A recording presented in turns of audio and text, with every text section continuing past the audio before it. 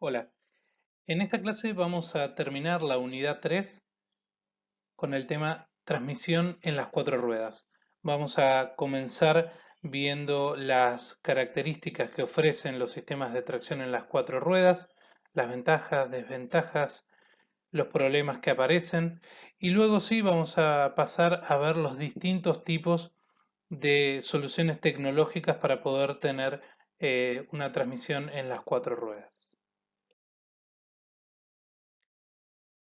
Los sistemas de transmisión en las cuatro ruedas están constituidos por una mayor cantidad de piezas, lo que aumenta el costo del vehículo, ¡Uy, qué mal!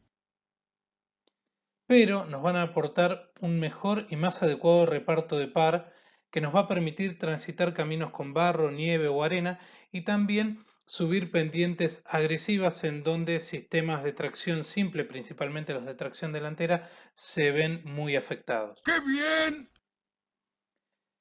Estas piezas extras lo que van a hacer es aumentar el peso del vehículo, aumentando el consumo principalmente en la ciudad. ¡Qué mal! Pero en asfalto, ya sea seco o húmedo, permite una mayor aceleración a la salida de una curva. De esta manera podemos o bien acelerar antes, ¿sí? O con mayor potencia o poder transitar la curva a mayor velocidad acelerando menos. Pero todo este concepto lo vamos a entender revisando el círculo de adherencia para poder entender cómo el vector de aceleración, ¿sí?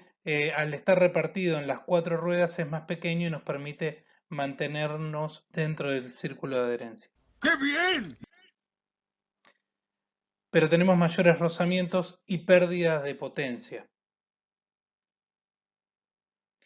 Qué mal, porque los mayores rozamientos van a implicar, como dice ahí, pérdidas de potencia que nos van a llevar a tener una menor velocidad final y también un mayor consumo. Para atacar este problema vamos a ver que hay múltiples soluciones que hacen que los sistemas de tracción en las cuatro ruedas no sean tan em, poco eficientes como algunas otras tecnologías. En las curvas vamos a tener un problema y aquí vamos a poder hacer una analogía con lo que vimos en diferenciales, principalmente en ingeniería en la industria automotriz 1, cuando atacamos el problema que viene a resolver el diferencial. En las curvas, las cuatro ruedas recorren distintos caminos y por lo tanto giran a diferentes velocidades. Cuando nosotros analizamos este problema en ingeniería en la industria automotriz 1, lo tomamos para un solo eje, el eje tractor, pero si vamos a tener en cuenta de que las cuatro ruedas van a ser tractoras, entonces nos vamos a dar cuenta también de que las cuatro ruedas recorren un camino diferente entre sí. Así que no solo me alcanza con tener un diferencial en cada eje tractor, sino que en realidad voy a tener una incompatibilidad con la velocidad promedio de cada eje. ¿Qué quiero decir? Que imagínense que al eje delantero le llega un cardan, ¿sí? Un árbol de transmisión. Ese árbol de transmisión va a tener una velocidad de giro que va a ser el promedio entre la velocidad 1 y 2. De la misma forma, el árbol de transmisión que llega al eje trasero va a tener una velocidad que va a ser el promedio de 3 y 4. El tema es que si están conectados directamente el árbol de transmisión delantero y el trasero, deberían tener la misma velocidad, pero como pueden ver en ese gráfico, el promedio de 1 y 2 no coincide con el promedio de 3 y 4. Así que vamos a necesitar o bien un diferencial central, ¿sí? Que permita que giren a distinta velocidad el árbol de transmisión delantero con el árbol de transmisión trasero al mismo tiempo de que se transmite potencia, o bien vamos a tener que hacer una conexión selectiva, es decir, en algunos momentos lo vamos a conectar y en otros momentos no. Si no tuviéramos un diferencial central y estuviera la transmisión conectada, al tomar una curva lo que va a pasar es que alguna de las ruedas va a terminar deslizando. En este caso probablemente sea alguna de las ruedas interiores. Pero si estamos en una superficie con un coeficiente de rozamiento elevado, como puede ser asfalto, ya sea húmedo o seco, lo que nos va a suceder es que además de que una de las ruedas va a patinar provocando una inestabilidad, la transmisión va a sufrir bastante porque para hacerla llegar a que deslicen, los torques que tienen que aparecer en la transmisión son elevados. Así que no es solo una cuestión de inestabilidad, también es una cuestión de cuidado de la transmisión. Veamos el primer tipo de transmisión en las cuatro ruedas, que es para un vehículo de propulsión trasera, en donde vamos a acoplar la tracción delantera. ¿Sí? Estos vehículos no disponen de un diferencial central. Principalmente este sistema se utiliza en camionetas o camiones que parten de una arquitectura de motor delantero longitudinal con tracción trasera y se le adosa un sistema de tracción delantera acoplable. Este es el sistema que muchos de ustedes vieron cuando fuimos al laboratorio en donde pudimos ver el chasis de Amarok, que como saben puede tener un sistema de tracción simple y en el vehículo que teníamos ahí tiene puesto también el sistema de tracción total, ¿sí? Con la tracción delantera acoplable. Para eso vamos a necesitar una caja de transferencia, ¿sí? La caja de transferencia, como pueden ver ahí, tiene una salida de par hacia un árbol de transmisión o cardán delantero que va, por supuesto, a un grupo reductor con diferencial en el eje delantero. Este grupo reductor y diferencial lo van a ver que está desplazado lateralmente porque si no lo puedo poner en el lugar central porque estaría ocupando el lugar que ocupa el motor. Así que vamos a encontrar casi siempre en estos tipos de vehículos que el diferencial delantero tiene cierto desplazamiento lateral. Y también podemos llegar a encontrar también un desplazamiento vertical de acuerdo al espacio que nos deja el motor. En esa imagen que pueden ver de la caja de transferencia ven que la cadena que va hacia el eje delantero no solo se desplaza hacia el costado, sino también hacia abajo. ¿Sí? Bien, esto puede ser también hecho con engranajes. Lo que pasa es que el desplazamiento lateral que necesito, si es bastante grande, me conviene utilizar una cadena. Si no, puedo utilizar engranajes y, como vamos a ver más adelante, un cardan en una posición un poco más oblicua. Pero el sistema funciona de la misma manera, ¿sí? Lo que voy a necesitar aquí es un sistema de acople y desacople, porque como no tiene diferencial central, este vehículo no puede circular, por ejemplo, en una calle, en un día de seco, de asfalto seco, no puede girar en una esquina con la tracción en las cuatro ruedas acopladas. Así que voy a necesitar un sistema de desacople. En algunos modelos clásicos se utilizaban los cubos de rueda desmontables, que es un sistema incómodo, pero más simple y barato. En las ruedas delanteras, que son las que voy a acoplar, tenía ese cubo que ustedes ven ahí, en donde girando esa perilla lo puedo bloquear o dejarlo que gire libre. Lo que hago es conectar el semieje a la rueda. ¿Sí? Cuando está en la posición lock, la rueda va a estar solidaria a semieje y cuando está en la posición free van a poder girar a distintas velocidades. Así que en este caso, el árbol de transmisión trasero y el árbol de transmisión delantero van a girar siempre a la misma velocidad. Pero la posibilidad de que las ruedas giren a distinta velocidad se da justamente en la unión entre el semieje y la rueda. ¿Cuál es la contra de esto? Es que tengo que bajarme del vehículo y con el vehículo detenido conectarlo.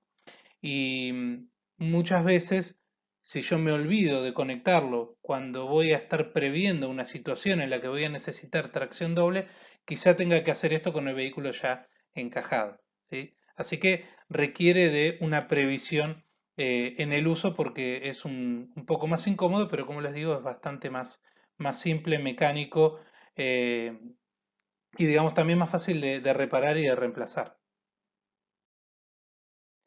En los sistemas que no tienen esos cubos, el acople se realiza directamente en la caja de transferencia. Tiene un mecanismo en donde me va a permitir bloquear y que el árbol de entrada digamos, que viene de la salida de la caja no solo me mande torque al eje trasero, sino también al árbol de transmisión delantero.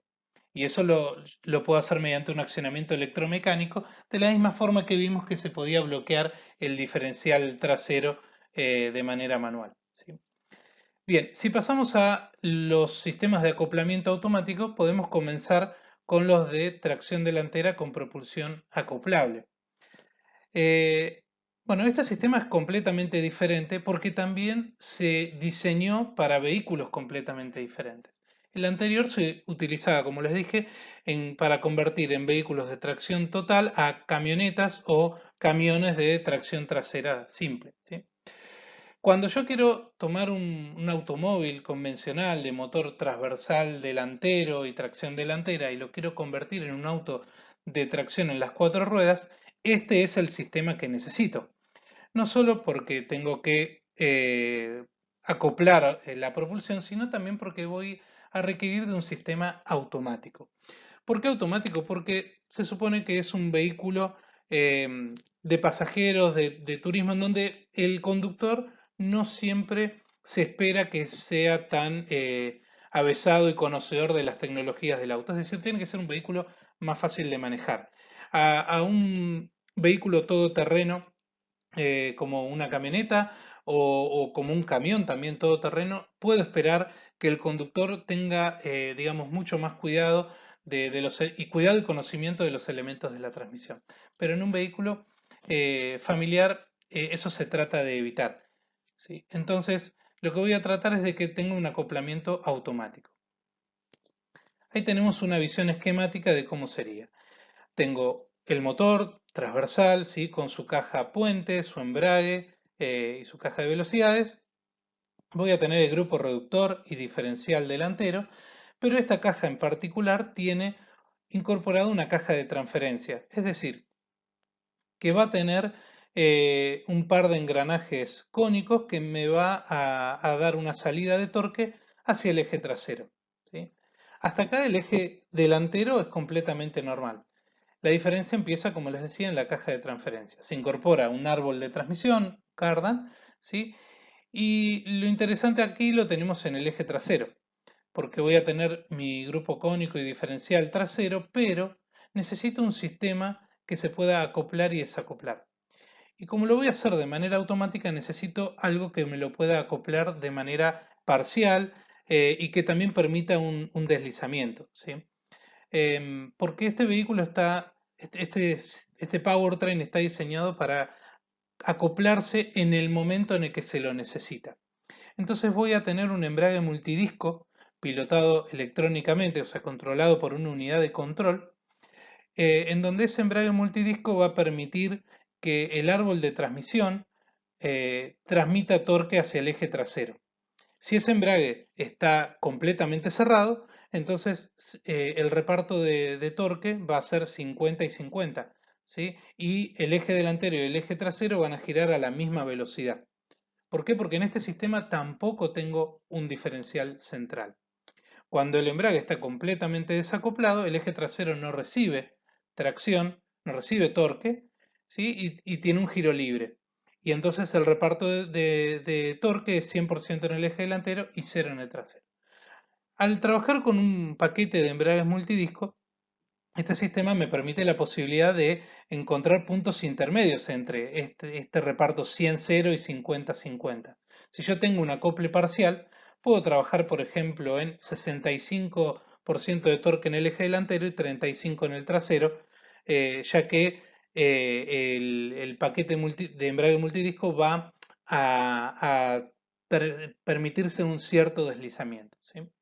Como esto está controlado por una unidad de control, puedo también incluso tener distintos modos, ¿sí? Puedo tener siempre un desbloqueo, no importa de que el eje delantero esté patinando, puedo elegir que nunca se accione el eje trasero.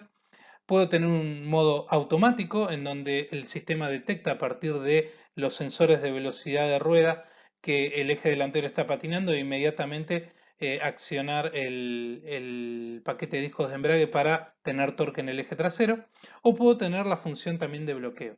Esta última función no es tan común de ver porque justamente puede llevarnos a que si el conductor realiza este bloqueo, lo pone en esta posición, pueda cometer el error de circular en la calle doblando una esquina con el piso seco y el sistema bloqueado, lo que nos llevaría a la misma condición que les expliqué previamente en las camionetas, ¿sí?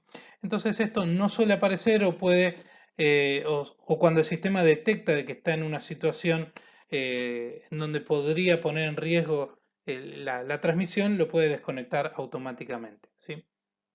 Por ejemplo, hay sistemas, me estoy yendo de lo de tracción integral, pero hay sistemas de bloqueo diferencial para vehículos de eje delantero en donde solamente funcionan a una velocidad muy baja, que es la velocidad en la que yo estaría cuando estoy tratando de salir de una situación complicada en donde me encajé, ¿sí? Pero bueno, por lo general estos sistemas se pueden solamente o desconectar o dejar en modo automático. Y en algunos casos, por ejemplo, en mi auto en particular, no se puede hacer nada. Siempre está en modo automático y yo no puedo elegir lo que puedo hacer con el sistema de extracción total. Veamos cómo son internamente estos elementos. Ahí tenemos una visión de cómo es la caja de transferencia en una caja tipo puente, ¿sí?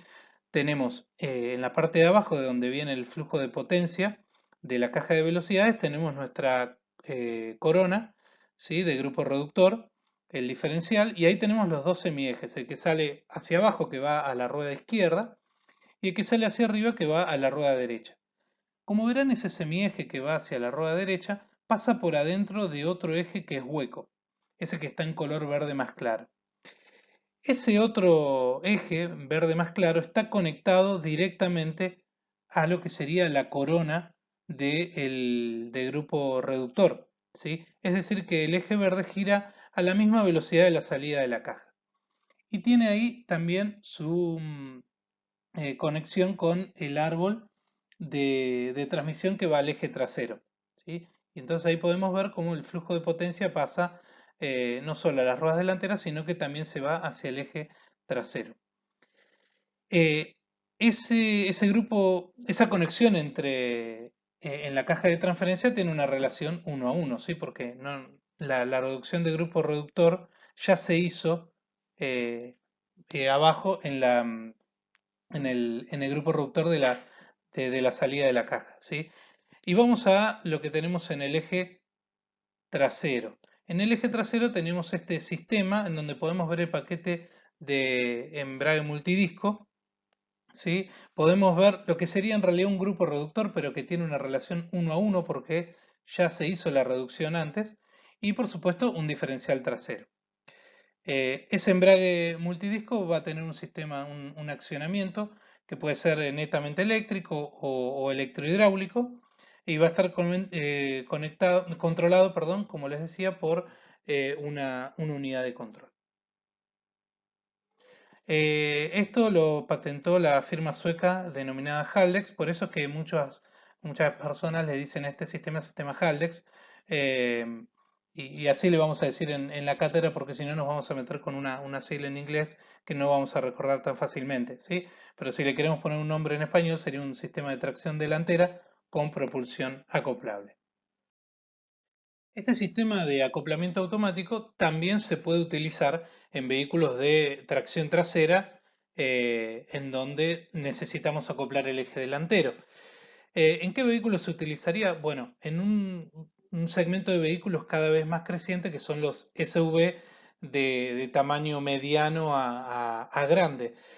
Por ejemplo, en la BMW X3 tenemos sistemas, digamos, de powertrain con motores delanteros longitudinales y una caja también preparada para tracción trasera, en donde si queremos incorporar el sistema de tracción delantera acoplable, como vimos recién que tienen las pickups y los camiones, no sería tan práctico porque de vuelta estos vehículos siguen siendo familiares, no son todos terrenos clásicos. Necesitamos hacerlo, digamos, un poco más fácil para el conductor y también no solo más fácil para el conductor, sino que de esta manera, si nosotros tenemos un acople parcial, podemos tener un control del reparto de par entre los ejes mucho más controlado y adaptativo, ¿sí?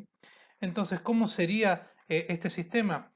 Tenemos una caja de transferencia, ¿sí? En este caso, fíjense que no hay cadenas, sino que estamos utilizando engranajes, pero el concepto de caja de transferencia es exactamente el mismo. Acá el árbol que está faltando es el que viene de la caja que estaría arriba a la izquierda, ¿no?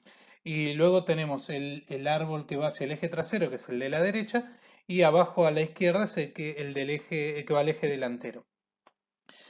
La diferencia de esta caja de transferencia es que el acople se realiza con un paquete de embragues multidisco, ¿sí? Que se puede acoplar o desacoplar, ya sea totalmente o de manera parcial, como vimos recién en el sistema Haldex. De esta manera, este sistema funciona de forma muy parecida al acoplamiento automático para tracción delantera, pero el reparto de tracción se va a dar desde un 100% al eje trasero o hasta un 50-50 cuando esto está cerrado completamente. Vale la aclaración de vuelta de que no podemos nunca tener un reparto 50-50 y circular en caminos secos, ¿sí? Porque recuerden que esto no tiene un diferencial central, sino que lo que hace el paquete de discos es bloquear completamente la transmisión e igualar la velocidad del eje de transmisión trasero con el delantero. Para eso, si quisiéramos tener siempre tracción en las cuatro ruedas sin importar la condición del piso, tenemos que ir a los sistemas de 4x4 integral o permanente, ¿sí? En estos sistemas vamos a utilizar un diferencial repartidor central que en sus inicios solía ser fijo, es decir, solía tener un reparto de par de valor fijo, ¿sí? Porque era un diferencial abierto. Podía llegar a ser como cualquier diferencial que conocemos, 50 y 50, o también se fue encontrando la solución para que el reparto de par no sea exactamente 50 y 50, que quizás yo necesite tener un poco más de torque en el eje trasero que en el delantero por una cuestión de reparto de pesos en el momento de la aceleración. Les dejo pendiente para la clase, ¿sí? Que vayan pensando cómo podrían realizar que un auto con un diferencial central abierto pueda repartir más par a un eje que a otro. Bueno, los sistemas con tres diferenciales abiertos, hablamos de tres diferenciales porque tendríamos el central más el diferencial de cada eje, funcionan relativamente bien en terrenos con buena adherencia. Por ejemplo, para un vehículo, un automóvil que está circulando en una ruta de montaña, ¿sí? Con el piso seco o incluso hasta con el piso húmedo, en donde siempre vamos a tener un nivel de adherencia relativamente bueno. Cuando ya pasamos a condiciones, por ejemplo, de nieve, hielo o barro, y nos vamos a coeficientes de adherencia por debajo de 0,5, pues ya empieza a cambiar el tema, porque por más que tenga tres diferenciales, si estos tres diferenciales son abiertos, lo que va a suceder es que si una rueda se queda sin tracción, por ejemplo, queda en el aire, transmitir, no se puede transmitir para ninguna de las otras tres. Es bastante irónico porque tengo un sistema de tracción en las cuatro ruedas, pero si una queda en el aire, no podemos salir, ¿sí? Para evitar esos escapes de par, se dice escape de par, pero nosotros ya vimos en la clase de diferenciales que lo que va a suceder es que en un diferencial abierto, el torque que puede transmitir cada rueda es igual al mínimo de torque que puede transmitir cualquiera de las dos, ¿sí? Y acá pasa lo mismo. Eh, el torque máximo que puede transmitir cualquiera de las ruedas es el torque máximo más pequeño de cada una de las otras ruedas. Entonces, para evitar estos escapes de par, tenemos distintas soluciones. Podemos tener un diferencial central con un bloqueo, ¿sí? Podríamos incorporar un diferencial autoblocante. Podemos tener también un bloqueo activo, por ejemplo, con un paquete de discos. No hablo del sistema de acople con un paquete de discos, sino un bloqueo con el paquete de discos de la misma manera que lo vimos en diferenciales. Podemos tener un diferencial central Torsen, ¿sí? Que ahora después vamos a ver las características, pero son las mismas que tiene el Torsen cuando se le aplica a un eje. O podemos también tener el de acoplamiento viscoso por discos del tipo Ferguson, que también lo vimos aplicado a diferenciales de un mismo eje. Veamos, por ejemplo, el de bloqueo manual o automático, ¿sí? Bueno, antes de esto vale la aclaración de que existieron vehículos de tracción integral con 3 diferenciales abiertos, ¿sí? Es una forma simple de tener tracción en las 4 ruedas. Si nos bancamos ese problema que les mencioné, puede funcionar completamente, absolutamente bien. Ahora lo que vamos a ver son las soluciones para no tener esos escapes de par. Podemos tener, por ejemplo, un bloqueo manual o automático, y aquí tenemos el ejemplo que usa Mercedes su sistema Formatic, en donde hay una caja de transferencia, ¿sí? Pero en este caso fíjense que es de engranajes y sin un engranaje intermedio como vimos en el sistema de BMW, sino que lo que hacen aquí es tener un árbol de transmisión que queda en una posición bastante oblicua, ¿no? Aquí tenemos el diferencial central. Lo que está en verde es la entrada, es lo que viene de la caja de velocidades y por supuesto del motor. Y aquí tenemos el reparto, perdón, el porcentaje de par, que por supuesto es 100%. Lo que tenemos ahí es un engranaje, perdón, un diferencial central con engranajes epicicloidales, ¿sí? Que funciona igual a los otros engranajes, nada más que tiene otra arquitectura. Fíjense que el torque pasa de del árbol verde, que es el que viene de la caja, a los rojos y el azul, ¿sí? El árbol rojo es el que va a terminar yendo hacia el eje trasero, y el árbol azul, que es hueco, en este caso porque es coaxial con el de entrada, el que viene de la caja, va a ir hacia el eje delantero, ¿sí? ¿Qué características podemos observar ahí? Bueno, que en el eje, en la salida del eje delantero hay una unión cardánica, porque como el diferencial delantero se va a mover hacia arriba y hacia abajo con el movimiento de la suspensión, necesitamos que esa junta exista para permitir esa variación de inclinación de ese árbol, ¿sí? No es el caso en este caso del eje trasero. O tal vez la unión esté más abajo. ¿Qué otra particularidad podemos ver? Bueno, si miran ahí el número 7, lo que van a poder ver es el paquete de discos de bloqueo. Lo que hace ese paquete de discos es vincular la velocidad del árbol azul, que es el del eje delantero, con la velocidad del árbol rojo, que es la del eje trasero. Entonces, si nosotros bloqueamos de manera total ese paquete de discos de embrague, lo que vamos a hacer es igualar la velocidad del eje delantero con la del trasero, y por lo tanto vamos a igualar el torque. Entonces ahí el reparto de par vuelve a ser 50 y 50. Y de esa manera evitamos una fuga de par.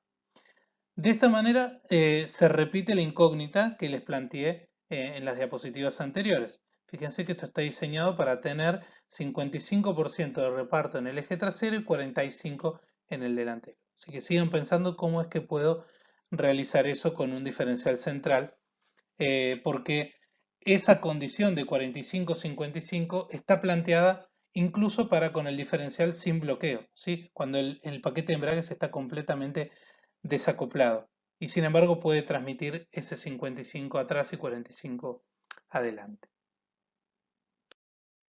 Bueno, como les decía, otra solución para los escapes de par es utilizar un diferencial central Torsen. El diferencial central Torsen tiene las características que ya vimos.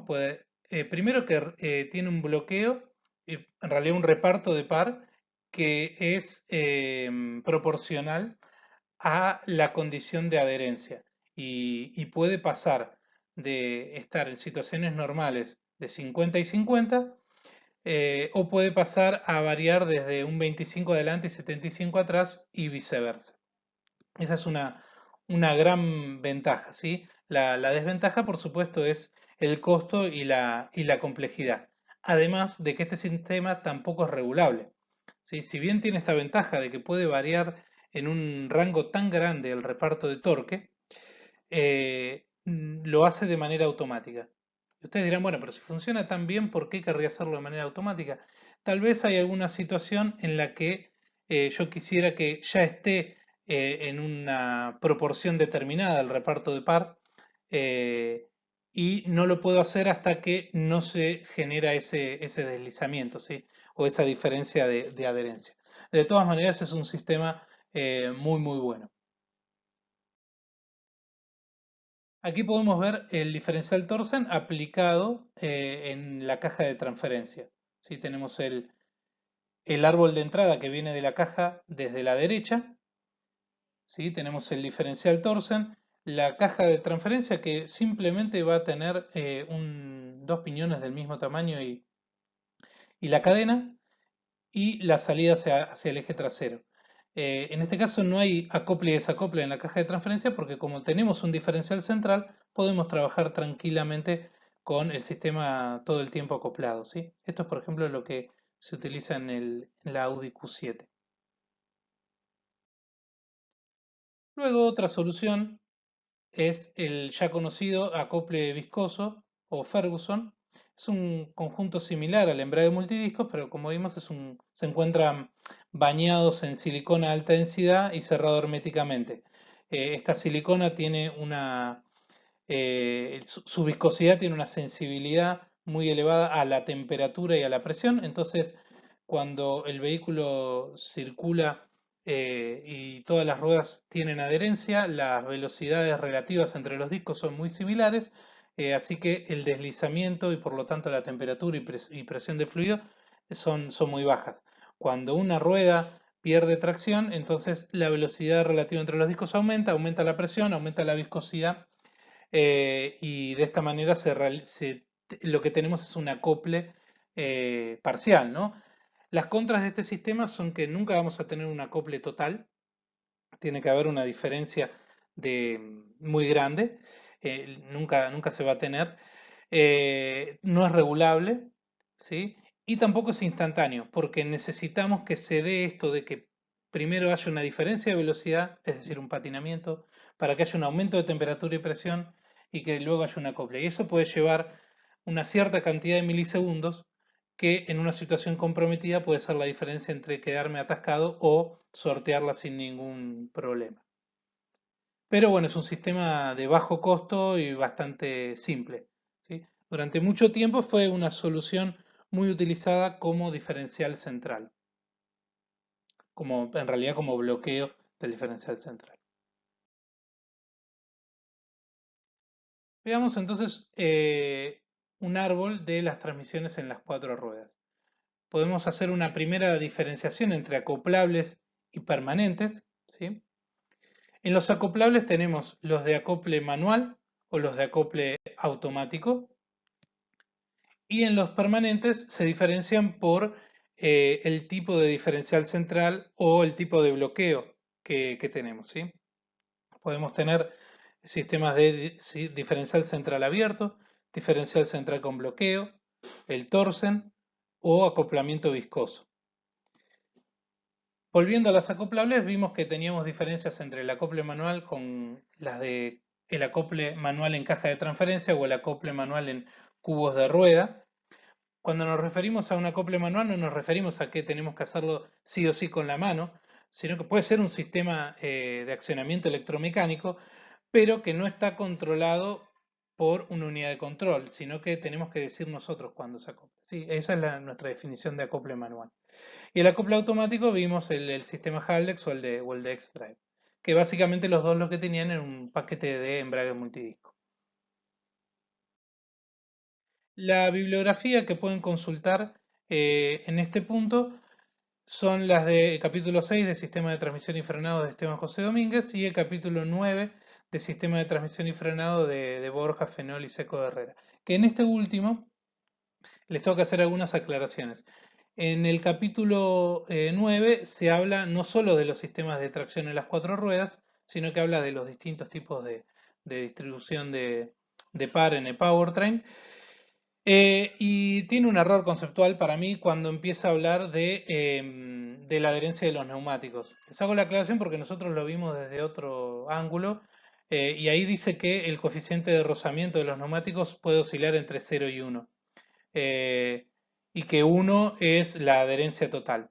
Y en realidad nosotros ya vimos que 1 no es el límite superior del coeficiente de adherencia, no hay nada que me fije un límite en 1, simplemente que se genera esta confusión porque la mayoría de los neumáticos de vehículos, de vehículos de turismo tienen un coeficiente que está cerca de ese valor, pero en realidad podemos tener con un compuesto mucho más blando coeficientes superiores a 1. Fíjense lo que sucede en un vehículo como el de un automóvil de Fórmula 1, en donde tenemos aceleraciones laterales en el orden de los 5G. Y para tener aceleraciones de 5G, sí, es verdad, tiene mucha carga aerodinámica, pero yo estoy seguro de que un automóvil de Fórmula 1 sin carga aerodinámica va a tener aceleraciones superiores a 1G, aceleraciones laterales, ¿sí? Superiores a 1G, y eso implica un coeficiente de rozamiento mayor a 1. Y eso se lo da los neumáticos. Así que no le presten atención a eso, siéntanse más sabios que esos autores, al menos en ese aspecto, ¿sí? Y por supuesto, como un gran complemento a la bibliografía, les recomiendo ver los videos que están al que pueden acceder en el link de la primera diapositiva. No se olviden de pensar en cómo podemos tener un reparto de par distinto a 50 y 50 con un diferencial central abierto. Nos vemos el martes.